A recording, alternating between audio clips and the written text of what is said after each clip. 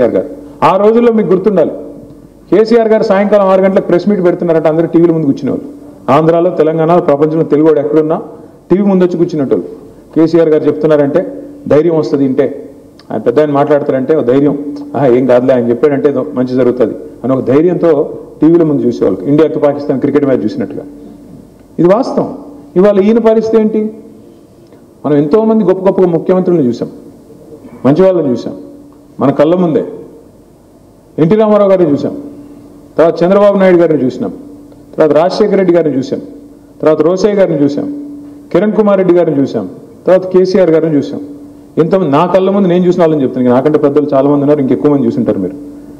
కానీ నేను ఇలాంటి ముఖ్యమంత్రిని మాత్రం జీవితంలో చూడాల. నేను అడుగుతా ఉన్నా మిమ్మల్ని, మీరు ఆలోచించండి. ఎవరన్నా ముఖ్యమంత్రి సెక్రటేరియట్కి వచ్చి ఇక్కడ లంకి బిందులు ఉంటాయనుకుని వచ్చినా లంకి బిందులు లేవు ఇక్కడ అంటాడా? ఎవడు తిరుగుతాడు లంకి బిందుల కోసం? ఎవడు చూస్తాడు లంకి బిందుల కోసం? నిజానికి దొంగలు. ఏం మాటలు అవి నాకు అర్థం కాదు. ముఖ్యమంత్రి అయిన తర్వాత కూడా నీ గుడ్లు బీకి గోటీలు ఆడతా, నీ పేగులు తీసుకొని మెడలు వేసుకుంటా. మరి ఇదేం భాష నాయన? నాకు అర్థం కాదంటే నువ్వు గుడ్లు బీకి గోటీలు ఆడతావా? పేగులు తీసి మెడలు వేసుకుంటావా? ఏమన్నాను ఇట్లాంటివన్నీ?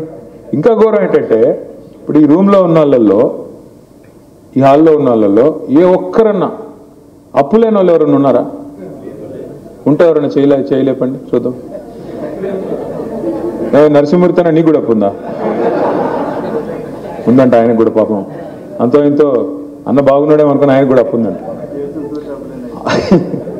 అప్పున్నా, అప్పు చేసి పప్పు కూడా తిన్నా, లోపల బనీన్కు పొక్కలున్నా, మీది నుంచి మాత్రం పైకి వెళ్ళి మాత్రం మంచి అంగి వేసుకుంటాం లేదా?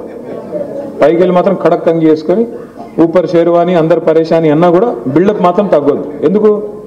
ఎందుకంటే అప్పున్నా మళ్ళీ అప్పు పుట్టాలి కదా. పుట్టాలంటే ఏం చేయాలి? కొద్దిగా పైకి అంగి మాత్రం మంచిగా వేసుకోవాలా లేదా? లేకపోతే ఎవడిస్తాడు అప్పు మనకి? మళ్ళీ ఎవడన్నా అట్లా ఆలోచిస్తాడా లేదా? మన ముఖ్యమంత్రి ఎట్టున్నాడు? ఇప్పుడు కుటుంబ పెద్ద ముఖ్యమంత్రి అంటే రాష్ట్రానికి కుటుంబ పెద్ద.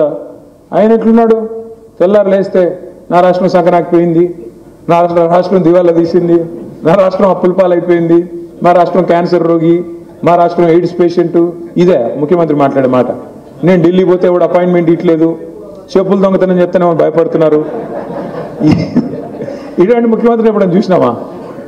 రోషయ్య గారు ఉన్నప్పుడు ఆయన కూడా చెప్పేటోడు ఎక్కడున్నాయా పైసలు అనేటోడు, అంతేగాని ఈయన అనేటోడు కాదు. ఆయన ఎక్కడున్నాయా పైసలు, ఎక్కడున్నాయి అనేవాడు.